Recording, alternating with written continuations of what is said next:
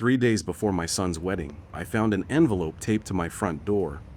At first, I smiled. I thought it was another invitation, maybe a note from my son, Daniel. We hadn't been as close lately, but I convinced myself wedding stress was making him distant. Then I opened it. Inside was a single sheet of paper. At the top, in elegant gold letters, it read, "Premium Guest Seating Invoice." My name was printed underneath.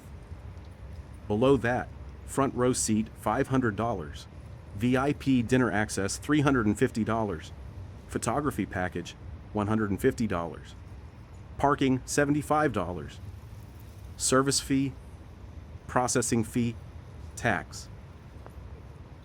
Total due $1,247.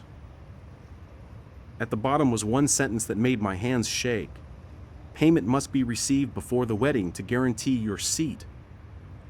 I stared at it for almost a minute. Surely this had to be a joke. Then my phone buzzed. It was my son. "Hey, Dad, did you get the invoice?" His voice sounded completely normal. As a matter of fact, I did. "So, you'll pay it today, right? We have to finalize the seating chart." I laughed. Not because it was funny, because I honestly believed he was kidding. He wasn't. "Dad, you actually expect me to pay over $1,200 to attend your wedding?" There was silence. Then he sighed. "It's not like that." It literally is. Emily's family thinks everyone should contribute. I looked at the paper again. I already contributed. "What do you mean?" My stomach tightened. What do I mean? I reminded him about the $20,000 I transferred 6 months earlier. The money he'd asked for because every little bit helps. The money I'd spent after cashing out half of my retirement savings. The money I'd never questioned. He went quiet. Then he said something that changed everything. "That was your gift." This is different. I wish I could tell you that I hung up. I wish I had yelled. Instead, I just sat there. Because when you've spent your entire life putting your child first, your first instinct isn't anger. It's confusion. Where had I gone wrong? Maybe the answer started 28 years earlier, after Daniel's mother died. He was only 4. Cancer doesn't care whether a child still needs bedtime stories. 1 month we were decorating the Christmas tree. 3 months later, I was standing beside a grave trying to explain heaven to a little boy who couldn't stop asking when mommy was coming home. I never remarried. Not because I couldn't. Because every woman I dated deserved someone who wasn't still grieving, and Daniel deserved all of me. So I became both parents. I learned how to braid hair for his school plays because he wanted me to help with costumes. I burned more dinners than I could count. I worked double shifts driving trucks during the day and stocking shelves at night. There were years I slept 4 hours a night. Not because I wanted more money, because Daniel wanted to play baseball. Equipment wasn't cheap. Neither were tournaments. I remember one winter, the heater in my house broke. Repairing it would have cost almost $2,000. The same week, Daniel qualified for a national baseball camp. Guess which one I paid for? I spent that winter wearing 3 sweaters inside my own house. I never told him. Children shouldn't carry their parents' sacrifices, or so I believed. As Daniel grew older, something slowly changed. Not overnight. It happened so gradually I almost didn't notice. He stopped saying, "our house." It became "your house." He stopped asking if I wanted to come to his games. He'd simply text the score afterward. Then college came. He moved 2 states away. I cried the day I dropped him off. He hugged me quickly. "Love you, Dad?" "I love you too." Drive safe. That was it. For months, we barely spoke. I blamed adulthood. That's what parents do. We explain away distance because admitting rejection hurts too much. Then, 4 years later, he called. "Dad, I met someone." Her name was Emily. At first, she seemed lovely, polite, educated, successful. She worked in marketing. Her parents owned several businesses around the city. The first time I met them, I immediately felt out of place. Emily's father shook my hand without looking me in the eye. "So you're the truck driver?"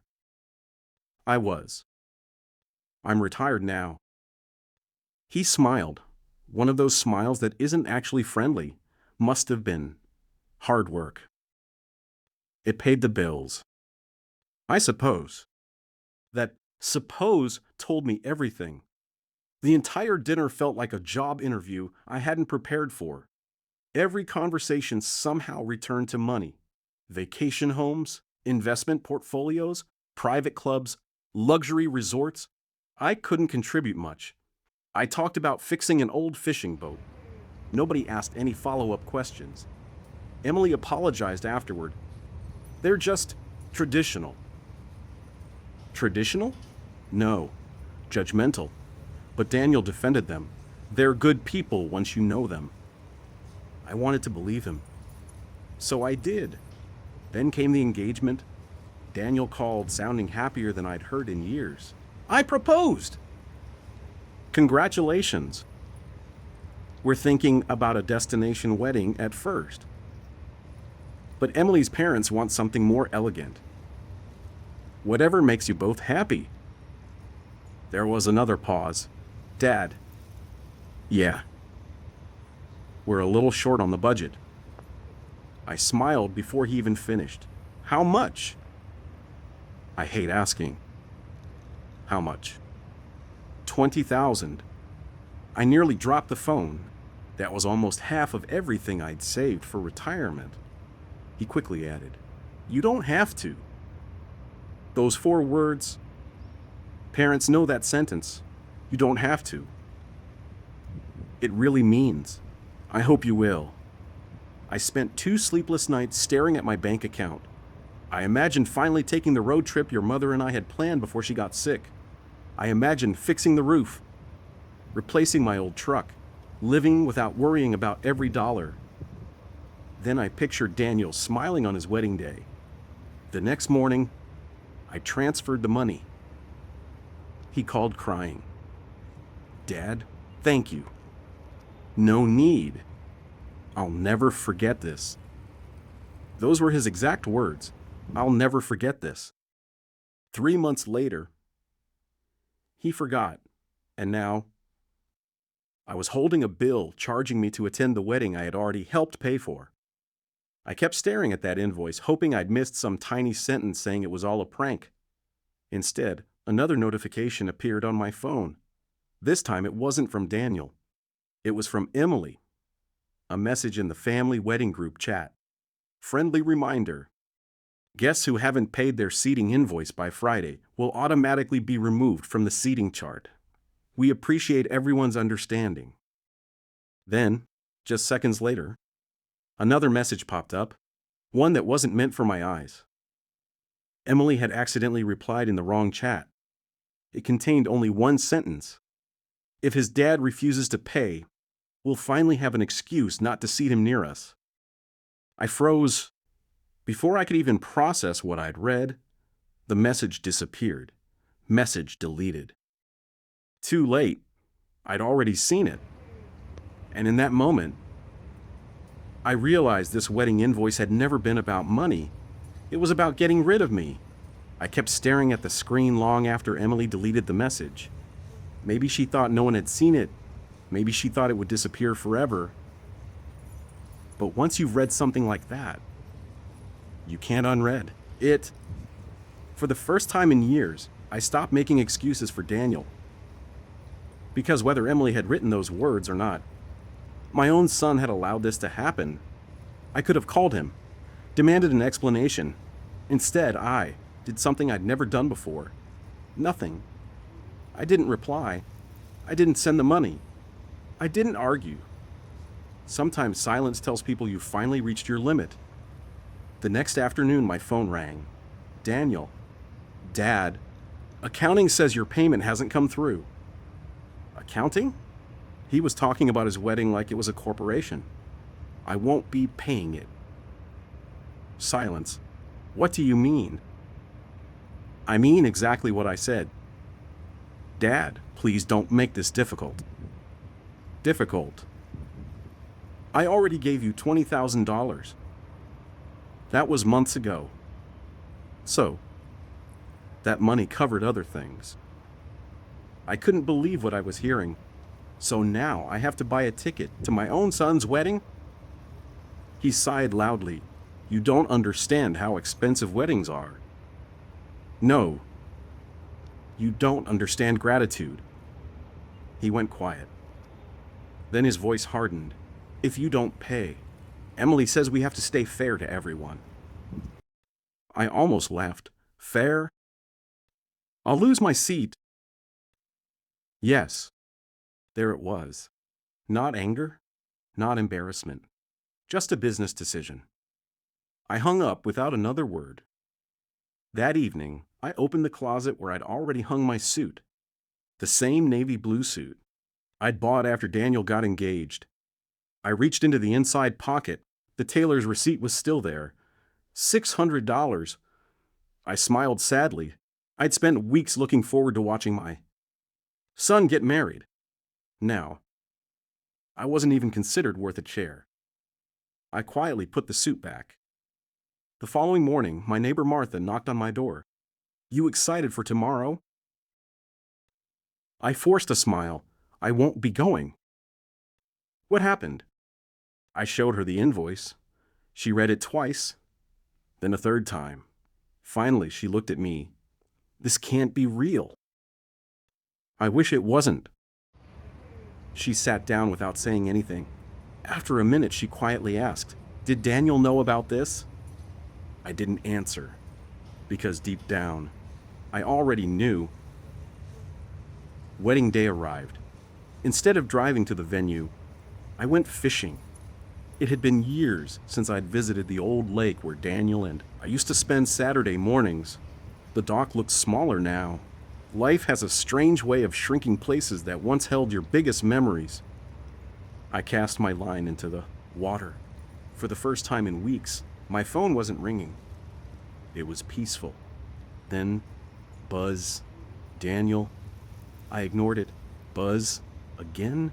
Then Emily. Then Daniel. Then 3 missed calls from numbers I didn't recognize. Finally, a voicemail arrived. Dad, call me. Please. I didn't. An hour later, another voicemail. This time Daniel sounded panicked. Dad, something happened. Still, I stayed where I was, because for once, their emergency didn't become mine. When I got home that evening, there were 17 missed calls. I finally listened to the latest voicemail. Dad, Emily's father collapsed during the reception. My heart sank. No matter what had happened, I never wished illness on anyone. The message continued. They rushed him to the hospital. I grabbed my keys. Whatever our differences, this wasn't the time. The hospital waiting room was crowded. Emily was crying. Several relatives were standing around quietly. Daniel spotted me first. Dad? He looked exhausted. For a second, I thought he was going to hug me. Instead, he said, You came. I heard someone was hurt. He nodded. They think it was stress. I asked how Emily's father was doing. He'll recover. I felt relieved. Then, Emily walked over. She looked embarrassed. I didn't expect you. No. She looked down. I'm sorry about everything. I waited. She continued. My father wanted everything perfect. I noticed. He insisted everyone pay. I raised an eyebrow. Did he also tell you to write that message about not seating me? She froze. Daniel slowly turned toward her. What message? Emily's face went pale. The one you deleted. Daniel looked confused. What are you talking about? I handed him my phone. I'd taken a screenshot the moment I saw it. His eyes widened. He read it twice, then looked at Emily. "You said this." She started crying. "I didn't mean it like that." "Then how did you mean it?" She couldn't answer. A few seconds later, Emily's mother quietly walked over. "There are things Daniel doesn't know." Everyone turned toward her. She looked at her daughter. "Tell him." Emily shook her head. "No." Her mother sighed. "I will." The room fell silent when Daniel asked your father for help paying for the wedding. She paused. "Your father refused." Daniel frowned. "What?" He said the groom's family should prove they could contribute. Daniel looked completely lost. Emily's mother continued. "So when your dad sent $20,000, she looked at me. "My husband told everyone it came from him." Daniel stared at her. "What?" "He wanted his friends to believe he paid for everything." I felt like the floor disappeared beneath me. Emily closed her eyes. I begged him not to. Her mother nodded. "He said if people knew the money came from a retired truck driver, it would embarrass him." The waiting room became completely silent. Daniel slowly looked at me. "You paid for the wedding?" I laughed bitterly. "You thought your future father-in-law did?" He didn't answer, because the truth was written all over his face. He never even asked. He simply believed the richer man. Then another realization hit him. The invoice. Emily whispered, "My father created it." Daniel looked sick. He said guests should cover luxury upgrades. I folded my arms. "And you agreed." He lowered his head. "I thought everyone was paying." I opened my phone. "No." I showed him messages from 2 relatives I'd spoken to earlier. Neither had received any invoice. Only I had. Daniel looked at Emily. She started crying harder. "My father said your dad could afford it because he'd already paid once." Daniel whispered. "He targeted my father." Nobody said anything, because nobody could defend it. 2 weeks later, Daniel came to my house alone. No expensive suit, no fancy watch, no excuses. He simply stood on the porch holding an envelope. "I know you probably don't want to see me." "I don't know." He nodded. "I deserve that." He handed me the envelope. Inside was a cashier's check. $20,000. I sold my motorcycle. We canceled the honeymoon. I took out a loan for the rest. I looked up. "You don't owe me." "Yes, I do." He swallowed hard. I kept telling myself I was becoming successful. But somewhere along the way, I started measuring people by money. His eyes filled with tears, and I measured my own father the same way. Neither of us spoke. Finally, he quietly asked, "Can we start over?" I didn't answer immediately, because forgiveness isn't a light switch. It's a bridge, and bridges take time to rebuild. I stepped aside. "You can come in." We spent 4 hours talking, really talking, for the first time in years. Months later, Daniel and Emily moved into a much smaller apartment after cutting ties with her father's financial control. Emily apologized more than once. I accepted it, not because she deserved instant forgiveness, but because people who admit they're wrong have at least taken the first step toward becoming better. As for her father, he recovered physically, but his reputation didn't. Once friends and relatives learned the truth about who had actually funded the wedding, the image he'd spent decades building collapsed almost overnight. Funny how quickly fake respect disappears when the truth finally arrives. These days, every Sunday morning, Daniel and I go fishing again. Sometimes we catch fish, sometimes we don't. It doesn't matter, because I finally got back something money could never buy: my son. And every time he reaches for the coffee bill before I can, he smiles and says, "Don't worry, Dad. This one's on me." I always smile, not because of the coffee, but because he finally learned something that took me a lifetime to understand. The people who truly love you never send you an invoice for being family.